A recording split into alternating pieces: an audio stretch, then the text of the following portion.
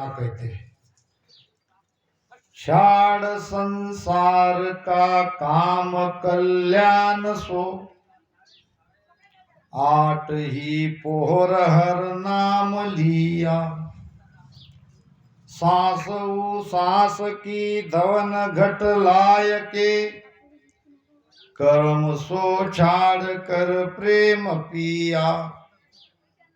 महाराज फरमा रहे हैं, छाड़ संसार का काम कल्याण सो। ये संसार में हम आए हैं तो संसार का काम क्या है, संसार का सुख क्या है? तो संसार का सुख है विषयों का सुख, शब्द स्पर्श रूप रस गंध। अब महाराज कहते हैं कि ये जो संसारी लोग करते हैं वो छोड़ के छाड़ संसार का काम कल्याण सो, आठ ही पोर हर नाम लिया। फिर क्या किया? सुमिरन किया, आठ ही पोर। संसार के सारे कर्म को छोड़कर मैंने आठ पोर राम नाम सुमिरन किया। फिर सांस उसास की धवन घटला की। भजन सुमिरन कैसे किया? तो सांस उसास में एक धवन लगती है, उस धवन को घट में लाके कर्म सो छोड़कर प्रेम पिया। बाकी सारे कर्म को छोड़कर प्रेम से सांसों सांस में राम राम सुमिरन किया। अब ऐसे करते करते क्या हुआ?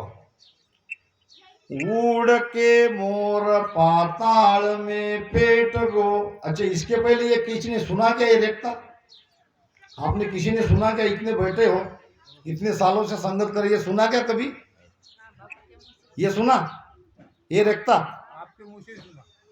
ये बात है, नहीं कह सकते।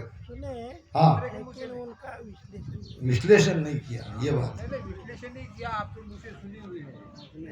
अब देखो, अब सुने ना, अब उड़ के मोर पाताल में पेट गया। अब मोर किसे कहा? फिर जहां सुना उसने क्या किया, किसको मोर किसको कहा, तभी तो चर्चा होगी। तो मोर किसको कहा, घट में मोर कौन है और कैसे उड़ा, कैसे पाताल में आया, ये समझाया था।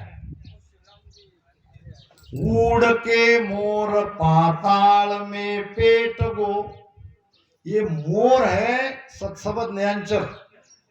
ये ब्रह्म वराट से आया कंठ पे, कंठ से आया हृदय में, हृदय से आया मध्य में, मध्य में आया नाभि में, नाभि से आया नीचे ब्रह्मा गुदा होते हुए पाताल में।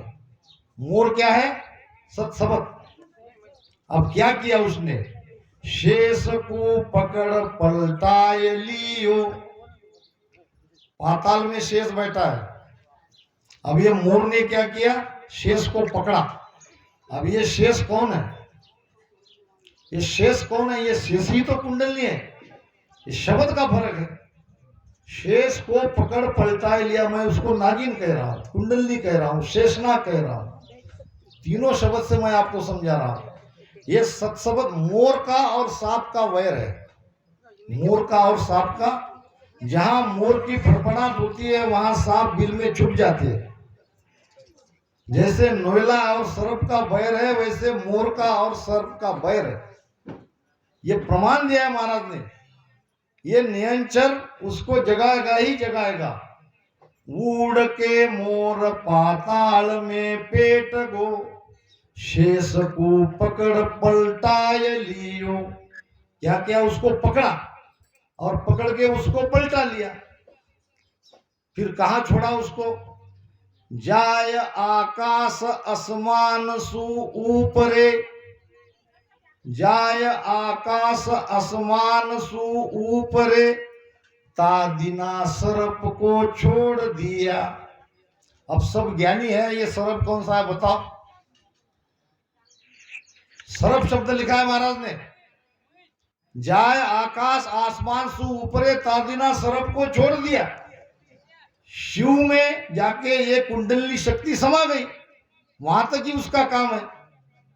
ये सर्प लिखा है, सर्प का अर्थ बताओ, कोई बताने वाला तो बताओ। यहां बापू के सामने बैठा हो, डायरेक्ट महाराज ने शेष नहीं कहा, यहां तो सर्प कहा आया। जाय आकाश आसमान सु ऊपरे, तादिना सर्प को छोड़ दिया। ये शिव की शक्ति मूलाधार से शिव ब्रह्म तक आई, अब उसका कोई काम नहीं।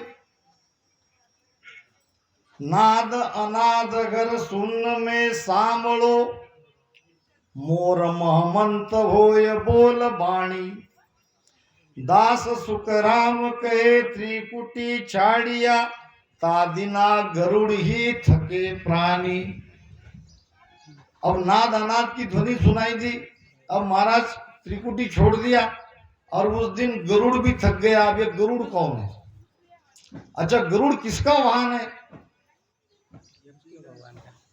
गरुड़ किसका वाहन है? भगवान विष्णु का। भगवान विष्णु कहाँ है?